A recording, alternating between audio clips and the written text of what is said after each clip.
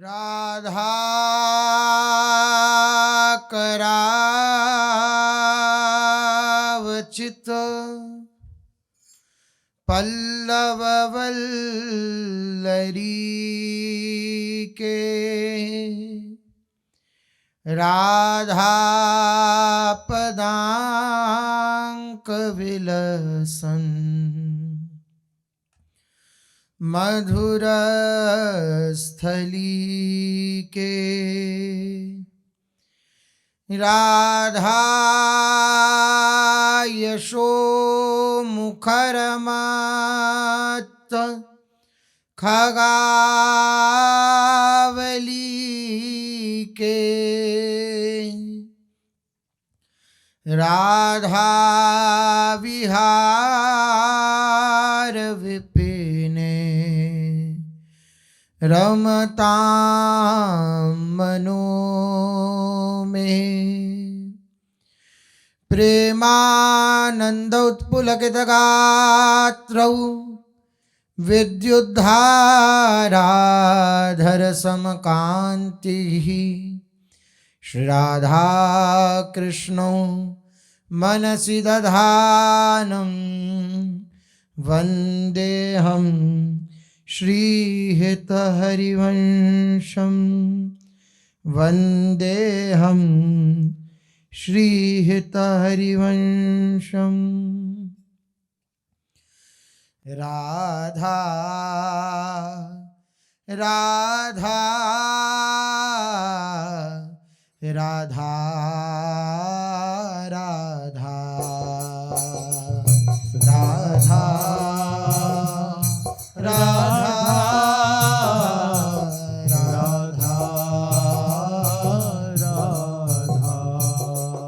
राधा राधा राधा राधा राधा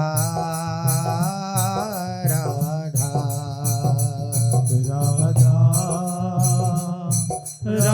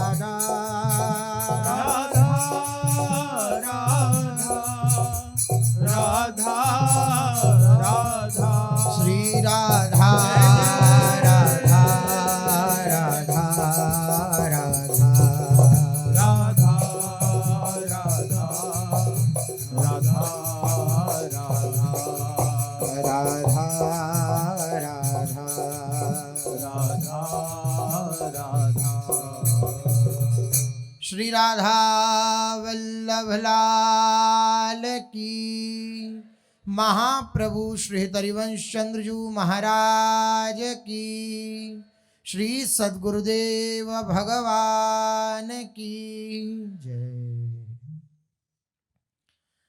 रसघन मोहन मूर्ति ठाकुर श्री राधा वल्लभ लाल जी, अनंतानंत सखियों की प्राण सजीवन मूरी श्री लाडली जू एवं इन युगल स्वरूपों को हृदय में नित्य नवीन रूप से दुलार करने वाले श्री सद्गुरुदेव भगवान के श्री चरणों में दंडवत प्रणाम है।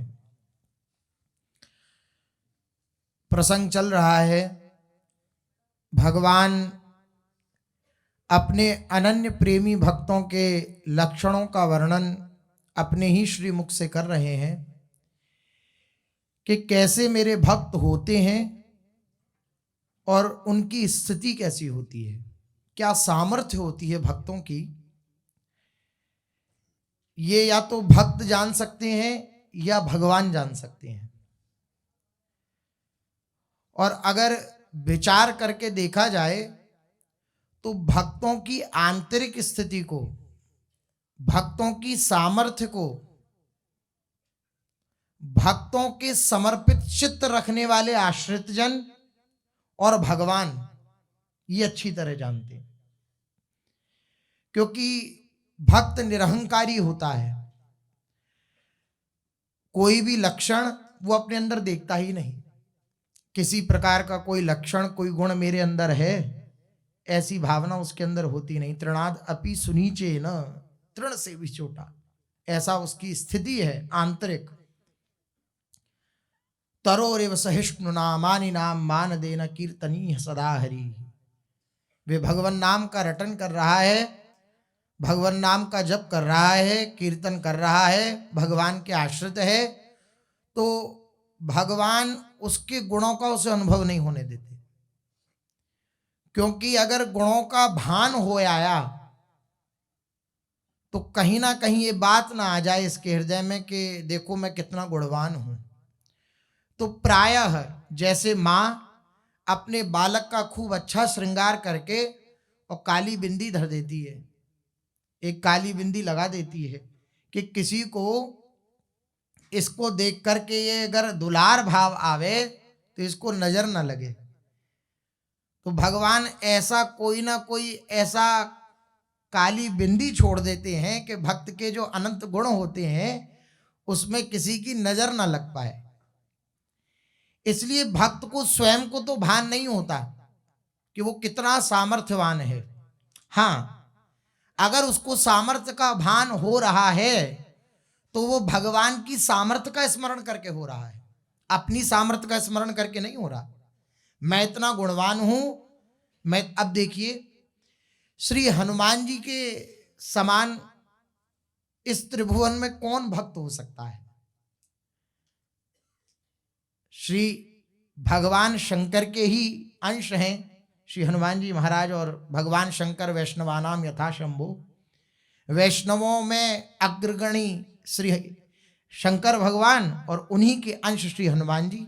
लेकिन आप विचार करिए उनकी दैन्यता, शाखा ते शाखा पर जाई, बस ये मेरी स्थिति है। विभीषण जी के सामने जब कह रहे हैं श्री हनुमान जी, बोले अगर हमारी स्थिति देखो विभीषण जी, तो हमारी तो ये स्थिति है कि बानर स्वरूप है, बंदर हैं हम, और बंदर की कितनी योग्यता होती है, इस शाखा से उस शाखा पर चले जाना, उस शाखा से इस शाखा पर आ जाना, इतनी ही योग्यता होती है। लेकिन मुझ जैसे को भी कि जिसका सुबह सुबह कोई स्मरण भी कर ले तो पूरे दिन उसे आहार की प्राप्ति न हो, दैन्यता श्री हनुमान जी महाराज की। प्रात ले जो नाम हमारा, ते दिन ताही न मिले आहारा, असमय अधम सखा सुनी, मोहू पर रघुबीर कीनी कृपा सुमिर गुण भरे विलोचन नीर। अश्रु प्रवाहित होने लगा श्री हनुमंत लाल जी के, और वो विचार करने लगे कि मुझ सरीखे को श्री रघुनाथ जी ने अपना लिया, जिसका सुबह नाम लेने से भी आहार नहीं प्राप्त होता है, तो तुम्हें क्यों नहीं अपनाएंगे। ये भक्त को अनुभव नहीं होता कि वो कितना सामर्थ्यवान है। और अगर सामर्थ्य देखता भी है या कोई उसे बताता भी है कि आप में इतनी सामर्थ्य, तो वो यही कहता है कि सो सब तब प्रताप रघुराई, नाथ न कछमोरी प्रभुताई। ये जो कुछ भी है मेरे अंदर गुण, वो सब श्री रघुनाथ जी की, श्री भगवान की कृपा है, उनका प्रताप है। और ये जो जितने भी अवगुण है मेरे अंदर, ये मेरा प्रमाद है। जितने भी गुण हैं वो श्री भगवान के हैं, और जितने भी अवगुण हैं वो मेरा प्रमाद है। और मेरे प्रमाद पर भी रीझकर मेरे श्री भगवान मुझसे अत्यंत प्यार करते हैं, ये भावना उसके अंदर रहती है। लेकिन भक्त की सामर्थ्य को या तो उनका आश्रित, सर्वोपरि जो आश्रित है, सर्वतो भावेन जो आश्रित है, हर प्रकार से हर वृत्ति से जो आश्रित है, या तो वह उनकी सामर्थ्य को जान सकता है, गुरुजनों की सामर्थ्य को सदशिष्य जान पाता है। जिसने सर्वतो भावेन अपने गुरुदेव के चरणों में समर्पण कर दिया, वे उनकी सामर्थ्य को जान पाता है, क्योंकि भगवान उसे जनाते हैं, या भगवान भक्त की सामर्थ्य को जानते हैं, मेरा भक्त कितना सामर्थ्यशाली है। तो या तो उनके आश्रित जन उनकी महिमा का गायन करें, भक्तों के आश्रित जन, या भक्तों के स्वामी जो हैं वे उनकी महिमा का गायन करें, और कोई उनकी महिमा का गायन नहीं कर सकता। ये जो गुण वर्णन कर रहे हैं श्री भगवान, ये भक्तों की महिमा का गायन कर रहे हैं। भक्त कितने सामर्थ्यशाली होते हैं, भक्तों के हृदय की क्या सामर्थ्य होती है, भक्त हर परिस्थिति में किस प्रकार से समभाव में रहते हैं, इस बात को श्री भगवान वर्णन कर रहे हैं। भगवान कह रहे हैं, जिस विषय की अपने लोगों की चर्चा चल रही है, समः शत्रौ च मित्रे च तथा मानापमानयोः शीतोष्ण सुख दुखेषु समः संग विवर्जितः तुल्य निंदा स्तुतिर्मौनी संतुष्टो येन केनचित् अनिकेतः स्थिरमतिर् भक्तिमान में प्रियो नरः। मुझे कैसा भक्त पसंद है, मैं कैसे भक्त से प्यार करता हूं, या मैं जिस भक्त से प्यार करता हूं उसके अंदर कैसी स्थिति होती है, वे भगवान अपने श्रीमुख से वर्णन कर रहे हैं कि मेरा भक्त सब स्थिति में सम रहता है, समतूल, सम अवस्था में रहता है, तटस्थ रहता है, निर्लेप रहता है, न्यारा रहता है, देखता रहता है बस क्या प्रभु करा रहे हैं। वे सुख दे रहे हैं तो उनकी इच्छा को देखता है, वे दुख दे रहे हैं तो उनकी इच्छा को देखता है, वे किसी से शत्रुता का व्यवहार करा रहे हैं तो वो उनको देखता है, वे किसी से मित्रता का व्यवहार करा रहे हैं तो वो उनको देखता है। हर प्रकार से हर परिस्थिति में वे सम रहता है, और तभी सम रहा भी जा सकता है जब हम अपने प्रभु का दर्शन करें। अपने प्रभु का जब दर्शन करेंगे तभी हमारे हृदय में साम्य अवस्था आएगी, हम सम रह पाएंगे। तो यही भगवान कह रहे हैं कि जो शत्रु मित्र में सम है, मान अपमान में सम है, शीत उष्ण सुख दुख, इन सब प्रकार की, शीत उष्ण अर्थात शारीरिक कष्ट, अनुकूलता प्रतिकूलता, और सुख दुख अर्थात मन की अनुकूलता प्रतिकूलता, इनके विषय में सम है, और संग विवर्जितः, किसी का संग नहीं करता। तुल्य निंदा स्तुतिर मौनी, इन सब की व्याख्या हो चुकी है। निंदा और स्तुति में समभाव जिसका है, और संतुष्टो येन केनचित्, संतुष्टि उसके जीवन में आ गई है। शारीरिक निर्वाह के प्रति किंचन मात्र भी जिसके हृदय में चिंता नहीं है,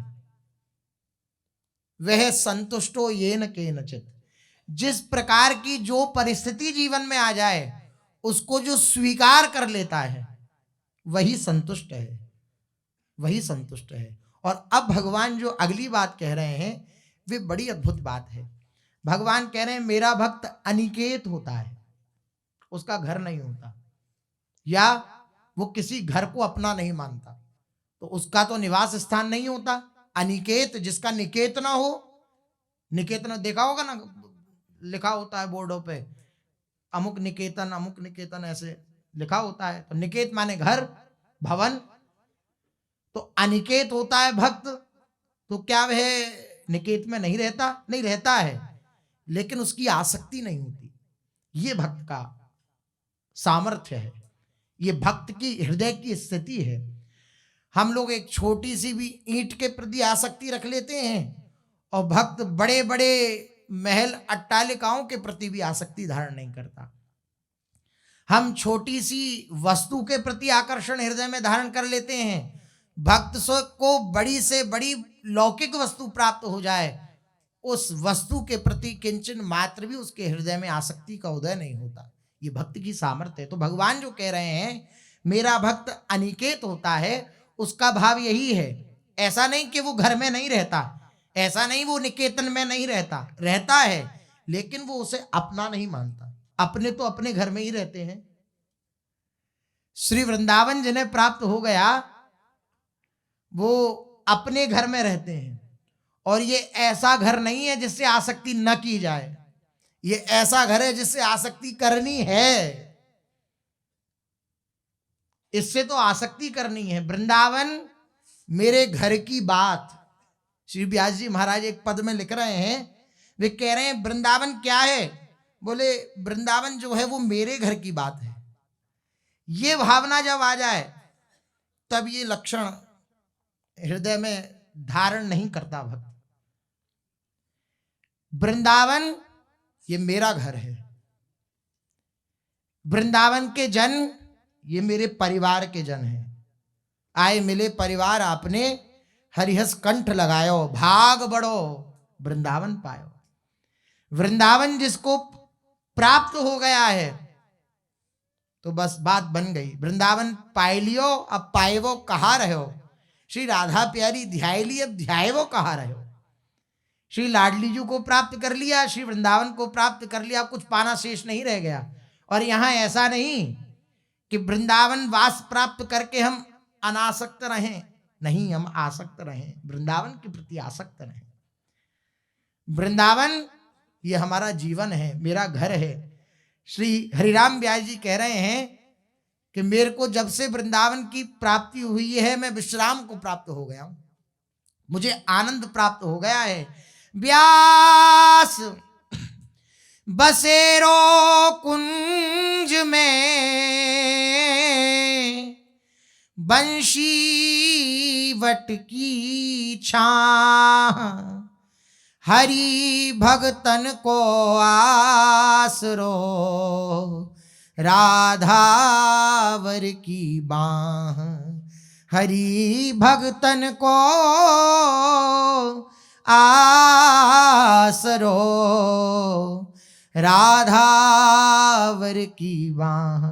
हरि भक्तों के मैं आश्रित रहता हूं और मेरा बसेरा भवन निकेत कहाँ है? बोले वृंदावन मेरा निकेत है। व्यास बसेरो कुंज को बंशी वट की छां। बंशी वट कभी निधवन, कभी सेवा कुंज, कभी किसी जगह, कभी किसी जगह। मेरा पूरा ये वृंदावन ये मेरा घर है, यहां रहता हूं। वृंदावन के रूख हमारे मात पिता सुत बंधु।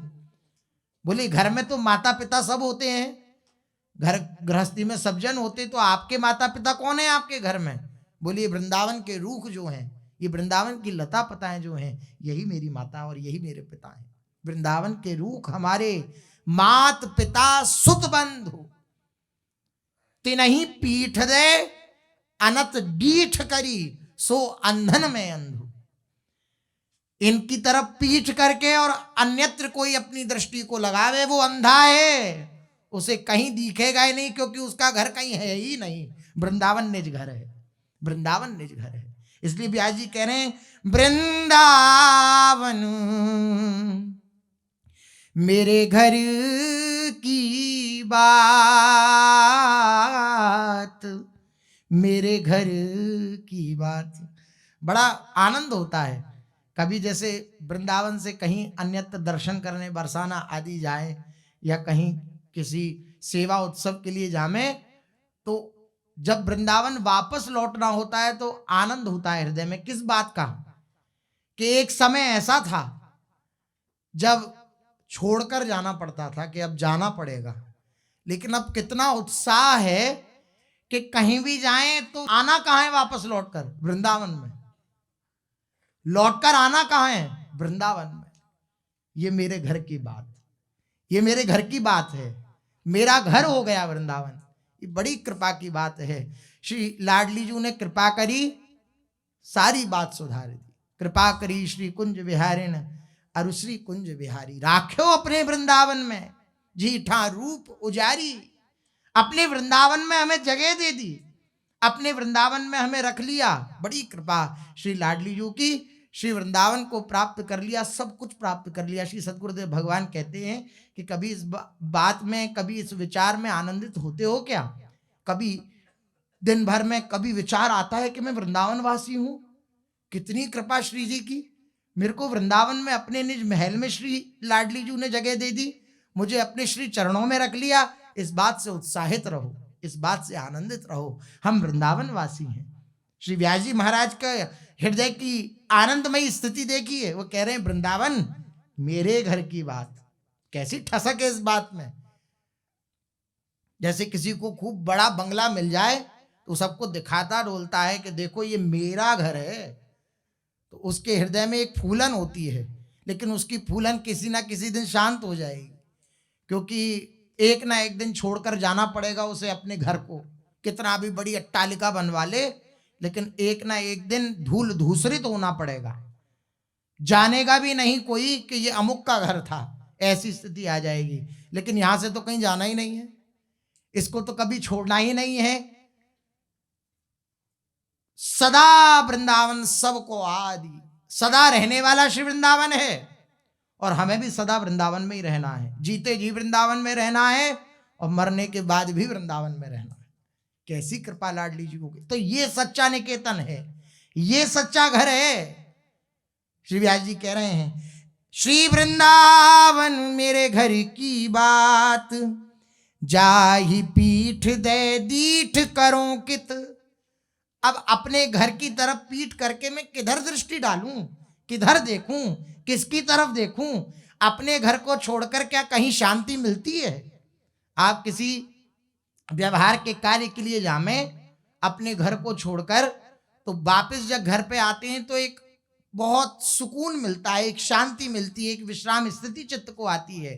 क्या? क्योंकि ये भावना ये मेरा घर है। और जिसको शाश्वत घर की प्राप्ति हो गई हो कि यही हमारा चिरातन पुरातन घर है, जिसको उस घर की प्राप्ति हो गई हो, उसकी प्राप्ति के बाद क्या कहीं वो और दृष्टि डालेगा? क्या कहीं किसी प्रकार से उसको कहीं और विश्राम की प्राप्ति हो सकती है? भला नहीं हो सकती। इसलिए व्यास जी कह रहे हैं कि इसे पीठ देकर, अपने घर को पीठ देकर मैं कहीं और दृष्टि डालूं। जित तित दुखित जीव बिललात। अगर मैं दृष्टि डालता भी हूं तो मैं देखता हूं, जहां जहां दृष्टि डालता हूं वहां केवल और केवल दुख ही दुख दिखता है, दृष्टि में आता है। व्यास जी ने कहा कि मैं ऐसी कोई जगह नहीं है जाना भटका हूं, लेकिन डारन डारन मैं फिर्यो पातन पातन दुख। डारी डारी पर पात पात पर मुझे दुख ही दुख दिखा, दृष्टि में आया। लेकिन जब से मुझे वृंदावन की प्राप्ति हुई मैं आनंद को प्राप्त हो गया। श्याम सचे सुख सागर कुंजनी, नागर रसिक अनन्य खटात। सहज माधुरी को रस बरसत, हर्षत गोरे सांवल गात। बोले मेरा घर वृंदावन, और मेरे घर में होता क्या है? बोले प्राणों के प्राण, जीवन के जीवन श्री युगल सरकार मेरे घर में, या मैं उनके घर में हूं, वो विहरण करते हुए मेरी दृष्टि में आते हैं। मेरा उनका रह नहीं जाता। पहली बात, जो रसिक चित्त की स्थिति होती है, यह नहीं रह जाता कि मेरा या उनका।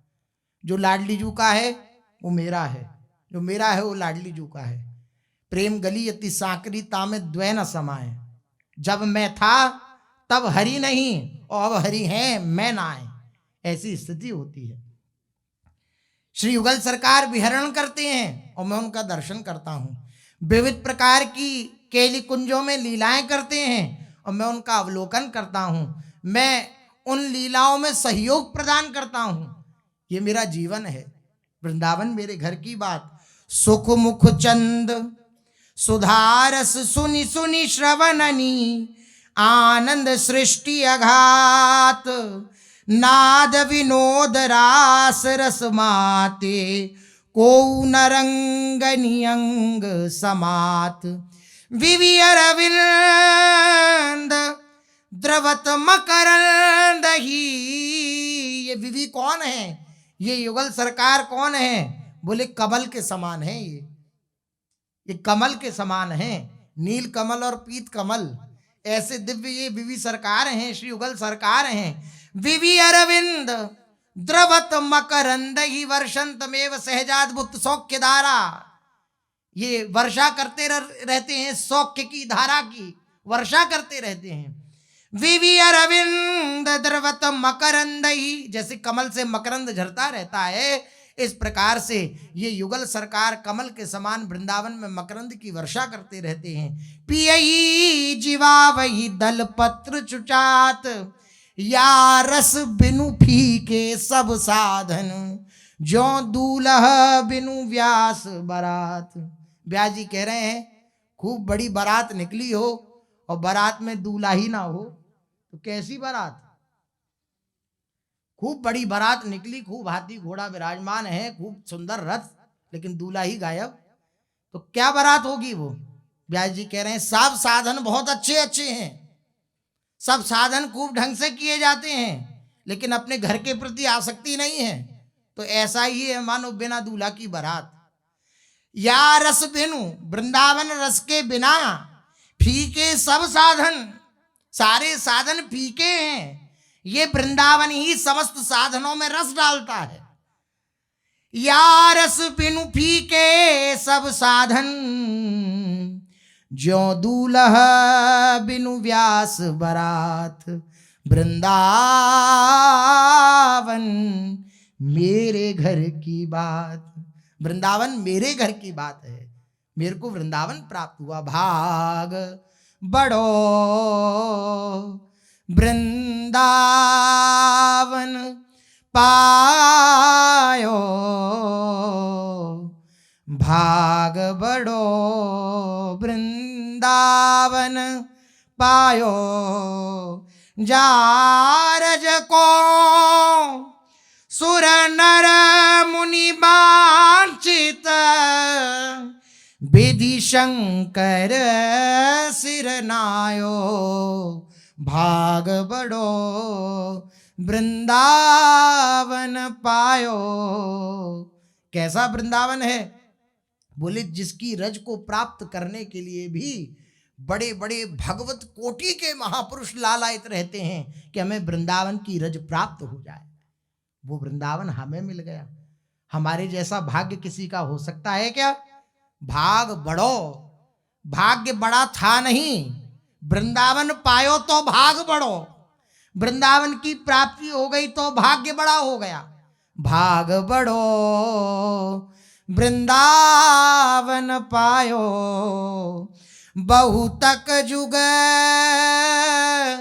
यारज बिन बीते, बहुतक जुग या रज बिन बीते। जन्म जन्म डहकायो, सोरज अब कृपा कर दीनो, सोरज अब कृपा कर दीनो। अब है निशान बजायो, भाग बड़ो वृंदावन पायो। भाग बड़ो वृंदावन। बहुत जुग जुगांतर बीत गए थे अपने घर से बिछुड़े हुए, बहुत दिन बीत गए थे। श्री मीरा जी कहती हैं जब से तुम बिछुड़े पिए प्यारे, कबहू न पायो चैन। जब से आपसे बिछड़ी, जब से आपसे विलग हुई, ऐसा एक दिन भी नहीं है कि जब मैंने चैन पाया हो, जब मैं आनंद को प्राप्त हुई हूं, विश्राम को प्राप्त हुई हूं। लेकिन श्री रसिक चरण कह रहे हैं, रसिक आचार्य जन कह रहे हैं कि बहुत दिन बीत गए थे इस वृंदावन से बिछड़े हुए, रस से विलग हुए, लेकिन लाडली जू ने कृपा करी और संस्कृति मांझ बरियाए के पायो जू, संस्कृति के चक्र को रोककर मुझे मनुष्य शरीर प्रदान किया। मनुष्य शरीर प्रदान करने के बाद भी वृंदावन की सन्निधि प्रदान करी, वृंदावन की सन्निधि प्रदान करने के बाद भी रसिकों की शरण प्रदान करी, और रसिकों की शरण प्रदान करने के बाद मेरा और प्रियालाल का जो संबंध था, मेरा और जो उनका संबंध था, उसको पुनः जागृत कर दिया। ये उनकी कृपा है, ये आपकी कृपा है। बहुतक युग या रज बिन बीते, बहुत दिन इस रज के बिना बीत गए थे, लेकिन अब मैं अभय निशान बजायो, अब मैं निर्भय पद को प्राप्त हो चुका हूं, क्योंकि भाग बड़ो वृंदावन पायो। आए मिलो परिवार आपने, हरि हस कंठ लगायो। श्यामा श्याम जू बिहरत दो, सखी समाज मिलायो। भाग बड़ो वृंदावन पायो, भाग बड़ो वृंदावन पायो। आए मिले परिवार आपने, अब अपने परिवार से मिले। ये संसार में कोई मेरा नहीं था, ये मेरे थे। सखी सहेली नीकी मिली हैं, हरिवंशी हरिदासी। श्री व्यास जी महाराज का पद है, वे कह रहे हैं मुझे सखी सहेली नीकी मिल गई, अच्छी मिल गई। क्या? हरिवंशी जू, हरिदासी जू, ऐसी दिव्य सखियां ललिता विशाखा चंपक चित्रा तुंग विद्या रंग देवी इंदुलेखा और सखी सुदेवी सकल यूचित सेवी। ये समस्त सखियां, अनंत अनंत सखियां, ये मेरा परिवार हैं, ये मेरी हैं। मेरे परिवार में मुझे, और मेरे को जब मैं अपने परिवार में वापस लौटा तो जैसे व्याकुल माता पिता बिछड़े हुए अपने पुत्र से मिलकर अत्यंत व्याकुल होकर उसे अपने हृदय से चिपटा लेते हैं, हृदय से लगा लेते हैं, ऐसे ही जब मैं अपने परिवार में लौटा तो मेरे युगल सरकार ने, मेरे प्रिया प्रीतम ने अपने हृदय से मुझे लगा लिया। श्री गुरुदेव की वाणी, श्री गुरुदेव के द्वारा प्रदत्त नाम मंत्र, श्री गुरुदेव की दृष्टि, ये युगल सरकार का आलिंगन है। ये युगल सरकार अपने हृदय से लगाए हुए हैं हमें। जब भी गुरुदेव की दृष्टि, जब भी गुरुदेव के द्वारा प्रदत्त नाम रूप लीलाधाम की महिमा श्रवण करने को मिलती है। ये गुरुदेव की कृपा दृष्टि ही श्री प्रिया प्रीतम का आलिंगन है। हरिहंस कंठ लगायो। श्री गुरुदेव भगवान जब हितधाम में श्री वृंदावन महिमा पर चर्चा करते तब उन्होंने कहा कि वृंदावन में जो कोई आता है उसको श्री हरि अपने हृदय से लगाते हैं। जो कोई भी आता है, अब व्याकुलता होगी उनको उस रूप में देखने की तो उस रूप में दर्शन होंगे, अन्यथा जो कोई भी वृंदावन आता है श्री वृंदावन के लिए, श्री वृंदावन में श्री युगल सरकार की प्राप्ति के लिए, उसको युगल सरकार स्वागत में उसको हृदय से लगाते हैं।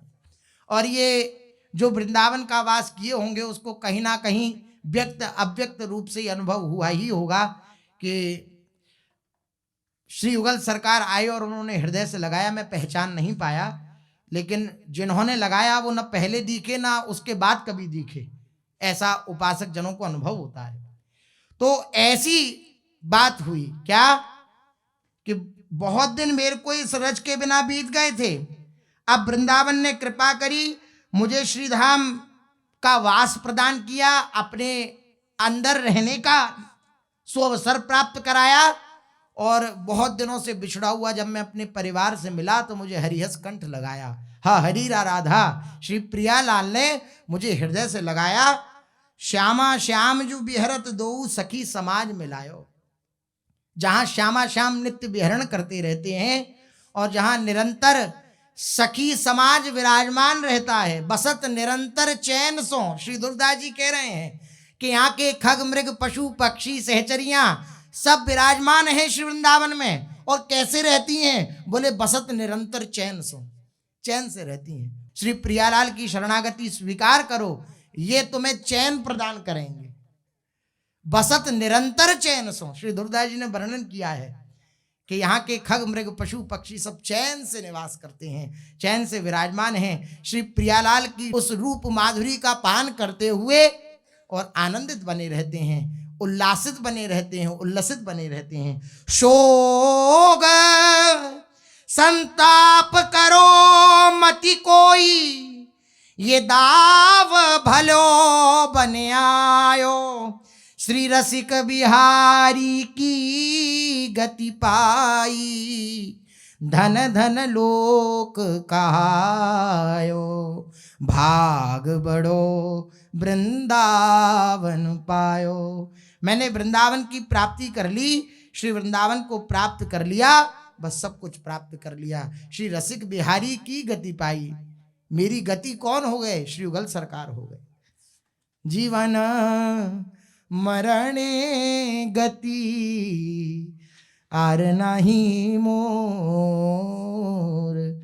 राधा कृष्ण प्राण मोरा जुगल किशोर। राधा कृष्ण श्री युगल सरकार ये मेरे प्राण हो गए। चाहे जीवन धारण करे रहूं, चाहे मृत्यु को प्राप्त हो जाऊं, जीवन में भी और मरण में भी मेरी गति श्री युगल चरणारविंद है, श्री प्रिया प्रीतम है। श्री रसिक बिहारी की गति पाई, धन धन लोक कहायो, भाग बड़ो वृंदावन पायो। तो भक्त का गुण है अनिकेत। सांसारिक विषय पदार्थ, सांसारिक निकेतनों को वो अपना नहीं मानता।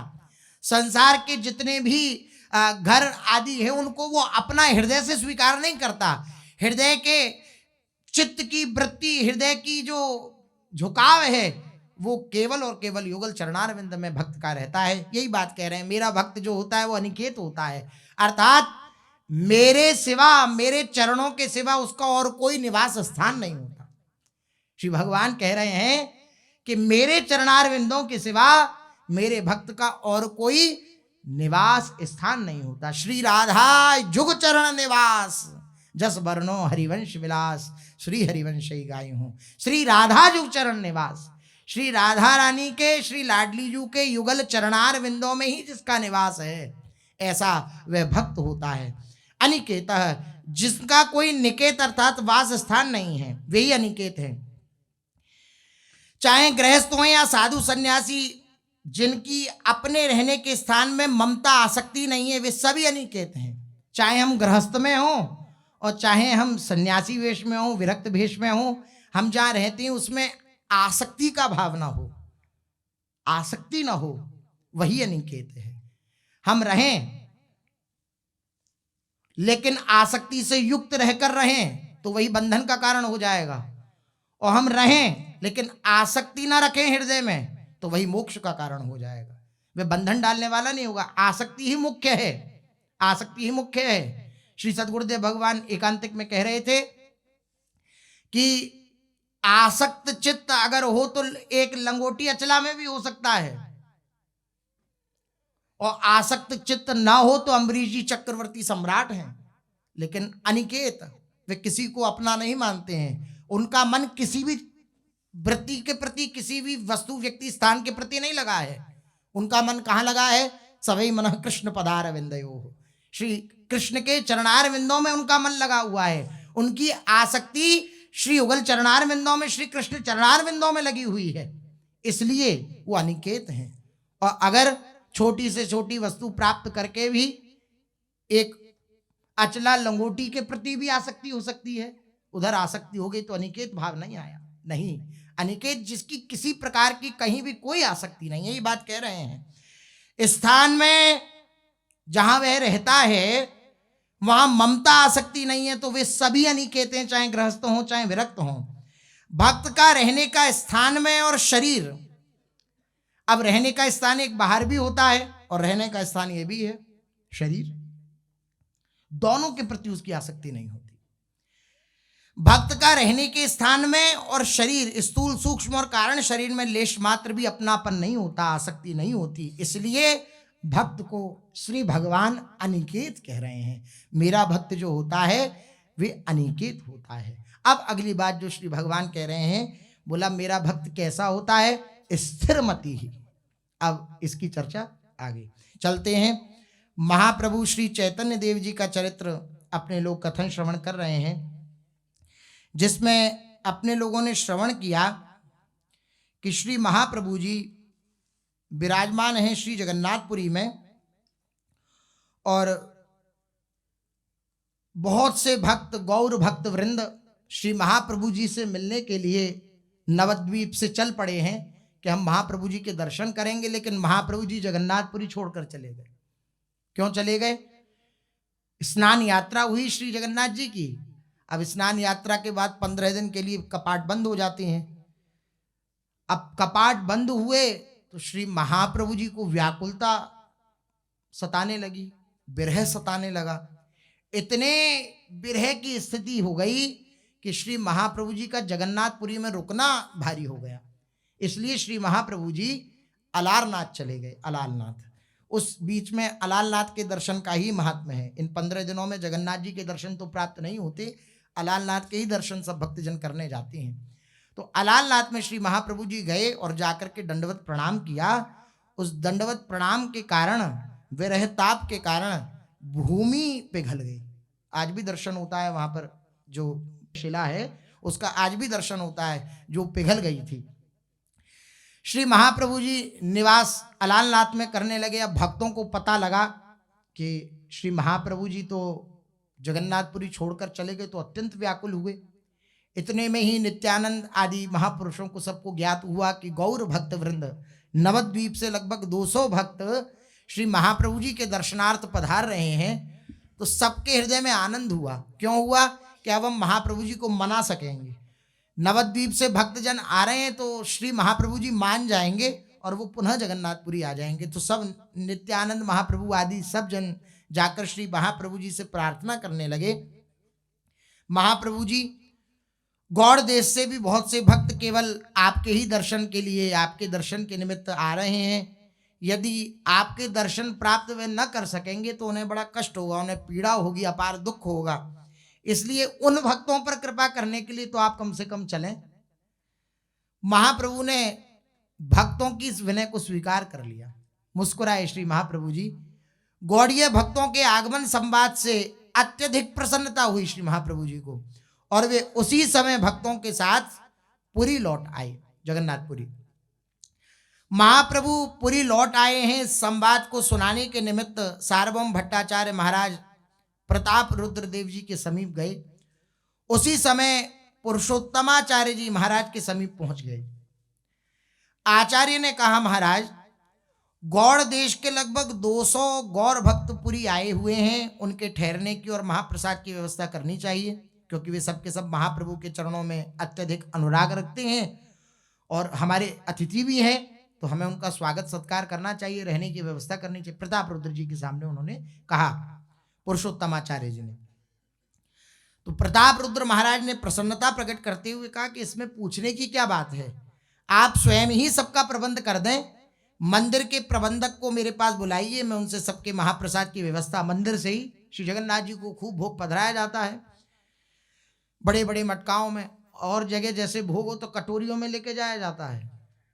अब जैसे भोग लगेगा तो छोटी छोटी कटोरियों में, थाली में सजाकर, लेकिन जगन्नाथ जी के नहीं ऐसा है। जगन्नाथ जी जिन मटकाओं में बनता है प्रसाद, वो मटका ही श्री ठाकुर जी के सामने पधराई जाती है, उसी में आरोगते हैं श्री ठाकुर जी। मैं सबके महाप्रसाद की व्यवस्था प्रबंधक से कह देता हूं, वो कर देगा। जितने भी भक्त हों उन सबके प्रसाद का प्रबंध जब तक वे रहें मंदिर से ही होगा, मंदिर से ही महाप्रसाद पाने को मिलेगा। अत्यंत सौभाग्य, जगन्नाथ के भात को जगत पसारे हाथ, कहावत है। आप काशी मिश्र जी से कह दें, वे ही सब भक्तों के ठहरने की व्यवस्था कर दें। इतना कहकर महाराज ने उसी समय सेवकों द्वारा सभी की व्यवस्था कर दी। महाराज ने भट्टाचार्य से कहा, भट्टाचार्य महाशय, मैं महाप्रभु के सभी भक्तों के दर्शन करना चाहता हूं, आप उन सबका मुझे परिचय करा दीजिए। तो भट्टाचार्य जी ने कहा कि महाराज, मैं स्वयं सब भक्तों से परिचित नहीं हूं, नवद्वीप में मेरा बहुत ही कम रहना हुआ है। हाँ, ये आचार्य गोपीनाथ जो हैं, जो इनके दामाद हैं सार्वभौम भट्टाचार्य जी के, बोले ये सब जानते हैं, प्राय सभी भक्तों से परिचित हैं, तो ये आपको सभी भक्तों का भली भांति परिचय करा देंगे। अब नीचे जाएंगे आप तो भक्तों की भीड़ में परिचय कराना कठिन होगा, तो ऊंची अट्टालिका पे चलिए, वहीं से ऊपर से आपको बताते चलेंगे गोपीनाथाचार्य के अमुक हैं, ये अमुक हैं। आप एक काम कीजिए, अट्टालिका पर चलिए, वहीं से सबके दर्शन भी हो जाएंगे और आचार्य सबको बताते भी आएंगे। भट्टाचार्य सार्वभौम की ये सम्मति प्रताप रुद्र जी को बहुत पसंद आई। वे उसी समय अट्टालिका पर चढ़कर कृष्ण प्रेम में विभोर होकर संकीर्तन और नृत्य करते करते आती हुई गौर भक्त मंडली को देखने लगे। कृष्ण प्रेम में विभोर है, श्री गौर प्रेम में विभोर है वे भक्त मंडली, और भगवान नाम कीर्तन कर रही है। 200 भक्त लगभग, सभी भक्त प्रेम में बाबरे बने हुए हैं। सभी के कंधों पर उनके ओढ़ने बिछाने के वस्त्र हैं, किसी के गले में ढोल है, किसी के गले में मृदंग है, किसी के हाथ में करताल है, कोई झांझों को ही बजा रहा है, तो कोई ऊपर हाथ उठा उठा कर नृत्य कर रहा है। इस प्रकार भक्तों की पृथक पृथक 14 मंडलियां बनी हुई थी। उन 200 भक्तों में भी पृथक पृथक 14 मंडलियां बनी हुई थी, और प्रत्येक मंडली में मृदंग, खोल आदि, करताल, झांझ, ढोल आदि ये सब विराजमान हैं। 14 ढोल जब एक साथ बजते हैं तब उनकी गगन भेदी ध्वनि दिशाएं गूंजने लगती, ऐसा दिव्य वातावरण। महाराज अनिमेष दृष्टि से, पलक नहीं झपक रहे हैं महाराज प्रताप रुद्र, अनिमेष दृष्टि से उन गौर भक्त मंडली का दर्शन, उनकी छवि को निहारने लगे प्रताप रुद्र जी। गौड़ीय भक्तों के आगमन का संवाद सुनकर महाप्रभु ने स्वरूप दामोदर और गोविंद को चंदन माला भक्तों के स्वागत के निमित्त पहले से ही भेज दिया था। उन लोगों ने जाकर भक्ताग्रणी श्री अद्वैताचार्य का सबसे पहले स्वागत किया चंदन माला पुष्प आदि से। पहले श्री स्वरूप दामोदर ने आचार्य श्री अद्वैत जी के गले में माला पहनाई, और फिर गोविंद ने भी श्रद्धापूर्वक आचार्य को माला पहनाकर उनकी चरण वंदना करी। आचार्य ने गोविंद जी को पहली बार देखा, इसलिए वे स्वरूप गोस्वामी से पूछने लगे कि स्वरूप, ये महाभाग भक्त कौन है? इन्हें तो मैंने पहले कभी नहीं देखा, क्या ये पुरी के कोई नए भक्त हैं? तो स्वरूप दामोदर जी ने कहा, नहीं, ये पुरी के नहीं हैं, श्री ईश्वरपुरी महाराज के सेवक हैं। जब वे सिद्धि प्राप्त करने लगे, अर्थात अपने प्राणों का विसर्जन प्रभु के चरणों में करने लगे थे, तो उन्होंने इन्हें प्रभु की सेवा में रहने की आज्ञा करी थी कि आप महाप्रभु जी की सेवा में जाओ, वहीं रहो। उनकी आज्ञा शिरोधार्य करके ये महाप्रभु के समीप आ गए और सदा उनकी सेवा में ही तत्पर रहते हैं। इनका नाम गोविंद है, बड़े ही विनयी हैं, सुशील हैं और सरल हैं। गोविंद परिचय प्राप्त करके आचार्य ने श्री गोविंद जी का आलिंगन किया और सभी को साथ लेकर वे सिंह द्वार की ओर चलने लगे। महाराज प्रताप रुद्र जी ने आचार्य गोपीनाथ जी से भक्तों का परिचय कराने के लिए कहा। आचार्य सभी भक्तों का परिचय कराने लगे।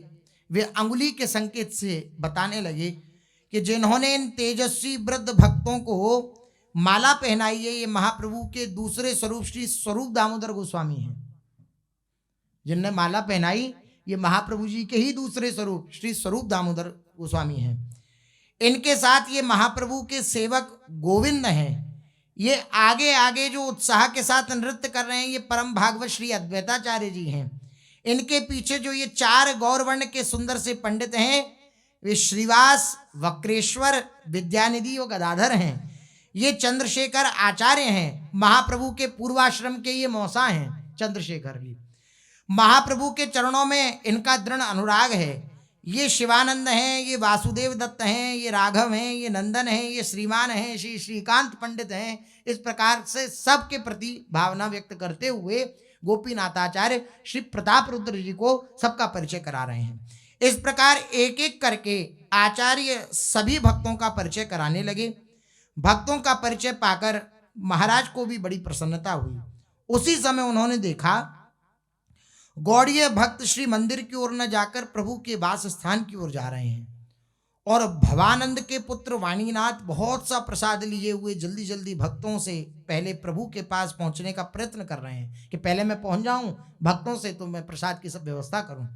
यह देखकर महाराज ने पूछा, आचार्य महाशय, इन लोगों का प्रभु के प्रति कितना अधिक स्नेह है, बिना प्रभु को साथ लिए ये लोग अकेले भगवान के दर्शन के लिए भी नहीं जा रहे हैं कि पहले महाप्रभु जी के निकट जाएंगे, महाप्रभु जी जब साथ चलेंगे तब श्री जगन्नाथ महाप्रभु के दर्शन करेंगे।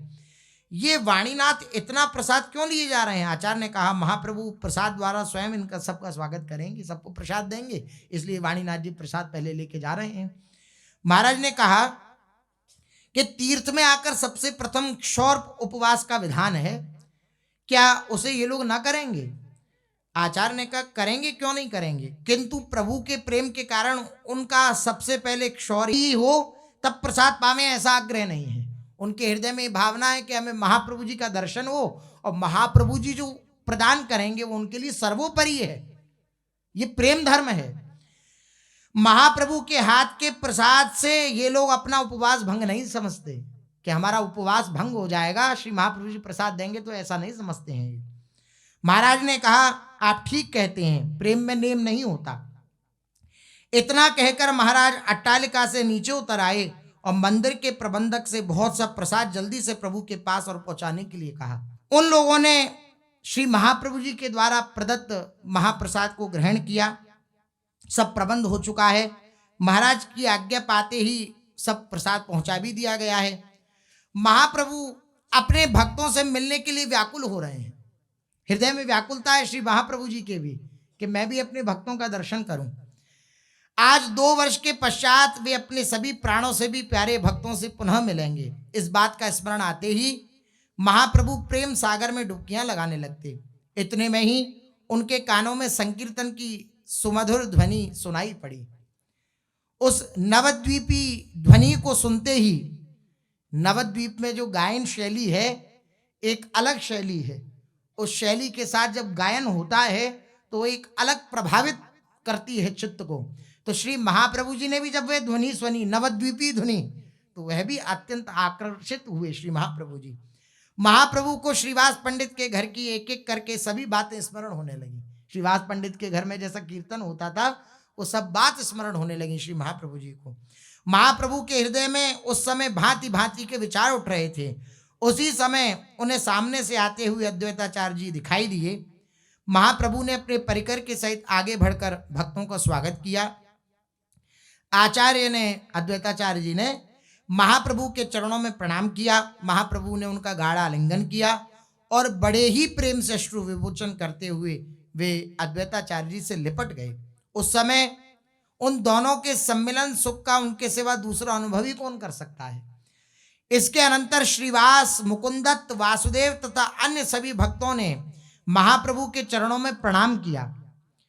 प्रभु सभी को यथायोग्य प्रेमालिंगन प्रदान करते हुए सभी की प्रशंसा करने लगे। इसके अनंतर आप वासुदेव जी से कहने लगे कि वसु महाशय, आप लोगों ने जो प्रसाद की व्यवस्था करी है उस प्रसाद को लाओ, सबको प्रसाद पवाओ और जो शरीर की थकान है उसके शमन के लिए सब व्यवस्था की जाए। वसु महाशय, आप लोगों के लिए मैं बड़े ही परिश्रम के साथ दक्षिण देश से 2 बहुत ही अद्भुत पुस्तकें लाया हूं। फिर जब सबने प्रसाद पाया, सब बात हुई, सब बैठे, तो श्री महाप्रभु जी ने कहा, मैं बड़ी विलक्षण 2 पुस्तकें लाया हूं दक्षिण यात्रा से, एक ब्रह्म संहिता और एक कृष्ण करणामृत। उनमें भक्ति तत्व का संपूर्ण रहस्य भरा हुआ है। इस बात से सभी को बड़ी प्रसन्नता हुई और सभी ने उन दोनों पुस्तकों की प्रतिलिपि कर ली। तभी से गौर भक्तों में उन पुस्तकों का अत्यधिक प्रचार हो गया। महाप्रभु सभी भक्तों को बार बार निहार रहे थे। उनकी आंखें उस भक्त मंडली में किसी एक अपने अत्यंत ही प्रिय पात्र की खोज कर रही थी। अब श्री महाप्रभु जी विराजमान हैं, सब आ गए हैं, लेकिन जैसे कोई प्रिय रह जाए तो दृष्टि जाती ना कि अमुक नहीं आए क्या। तो महाप्रभु जी थोड़े म्लान मुख से और सबकी तरफ देख रहे हैं और भक्तों से पूछ बैठे उदास होकर श्री महाप्रभु जी कि हरिदास जी नहीं दिखाई पड़ रहे, क्या वे नहीं आए? देखिए, ये है श्री भगवान, जिसको स्वीकार कर लेते हैं फिर उसका कभी परित्याग नहीं करते। कैसा स्वभाव है श्री भगवान का। हरिदास जी नहीं दिखाई पड़ रहे, वह नहीं आए क्या? महाप्रभु के इस प्रकार पूछने पर भक्तों ने कहा, हम लोगों के साथ आए थे लेकिन सब आनंद में उल्लसित थे तो ध्यान नहीं गया, पता नहीं कहां बीच में रह गए। इतना सुनते ही 2-4 भक्त श्री हरिदास जी की खोज के लिए गए। उन लोगों ने देखा श्री हरिदास ठाकुर राजपथ से हटकर एक एकांत स्थान में जमीन पर विराजमान है। जो पथ है जहां से रथ यात्रा निकलती है, बहुत बहुत चौड़ा पथ है जहां से रथ यात्रा निकलती है, वहां से विलग होकर के और श्री हरिदास जी एक कोने में पड़े हैं। भक्तों ने जाकर के कहा, हरिदास जी चलिए चलिए, श्री महाप्रभु जी स्मृति कर रहे हैं, याद कर रहे हैं आपकी, चलो जल्दी, महाप्रभु जी बुला रहे हैं। तो अत्यंत ही दीनता के साथ कातर स्वर में श्री हरिदास जी ने कहा कि मैं नीच, मैं पतित, भला मंदिर के समीप किस प्रकार जा सकता हूं? मेरे अपवित्र अंग से सेवा पूजा करने वाले महानुभावों का कदाचित स्पर्श हो जाएगा तो ये मेरे लिए बड़ी असह्य पीड़ा होगी, मेरे को बहुत दुख होगा। मैं भगवान के राजपथ पर पैर कैसे रख सकता हूं? या मेरे जगन्नाथ जी चलते हैं। महाप्रभु के चरणों में मेरा बार बार प्रणाम कहिएगा और उनसे मेरी ओर से निवेदन कर दीजिएगा कि मैं मंदिर के समीप ना आ सकूंगा, यहीं कहीं टोटा के समीप पड़ा रहूंगा, ऐसी मेरी हृदय की लालसा है। भक्तों ने जाकर ये समाचार श्री महाप्रभु जी को सुनाया। आंसू बह रहे हैं श्री हरिदास जी की बात कहते हुए। वही बात जाकर के महाप्रभु जी के समीप रखी। इस बात को सुनते ही महाप्रभु जी के आनंद का ठिकाना नहीं रहा और आंसू भर के आंखों में बार बार महात्मा हरिदास जी के शील, चरित्र तथा अमानी स्वभाव की सब भक्तों के बीच में प्रशंसा करने लगे श्री महाप्रभु जी की कि देखो ये स्वभाव होता है कीर्तनियों का। वे भक्तों से कहने लगे, सुन लिया आप लोगों ने, जो इस प्रकार अपने को तृण से भी अधिक नीचा समझेगा वही कृष्ण कीर्तन का अधिकारी बन सकेगा। इतना कहकर महाप्रभु रो पड़े और हरिदास जी के इस संबंध में सोचने लगे। उसी समय मंदिर के प्रबंधक के साथ काशी मिश्र जी वहां पहुंचे। मिश्र को देखते ही प्रभु ने कहा कि मिश्र जी, इस घर के समीप जो पुष्पोद्यान है उसमें एक एकांत कुटिया क्या आप हमें दे सकते हैं? तो हाथ जोड़े हुए काशी मिश्र जी ने कहा, प्रभु ये आप कैसी बात कर रहे हैं, सब आपका ही तो है, देना कैसा? भाई दिया तो तब जाए जब आपका ना हो, सब आपका ही है तो इसमें देना कैसा? आप जिसे चाहें ठहरा सकते हैं, जिसे निकालने की आज्ञा करते हैं वो उसी समय निकल जाएगा। आपकी आज्ञा सर्वोपरि है, हम तो आपके दास हैं, जैसी आज्ञा हमें आप देंगे उसी प्रकार पालन हम करेंगे। ऐसा कहे काशी मिश्र ने पुष्पोद्यान में एक सुंदर सी एकांत कुटिया साफ करा दी। श्री महाप्रभु जी स्वयं जा रहे हैं हरिदास जी के पास और कैसी विलक्षण वार्ता हुई है दोनों के बीच, कैसा प्रेम संगम हुआ है, उसकी शेष चर्चा आगे। श्री राधा वल्लभ लाल की जय।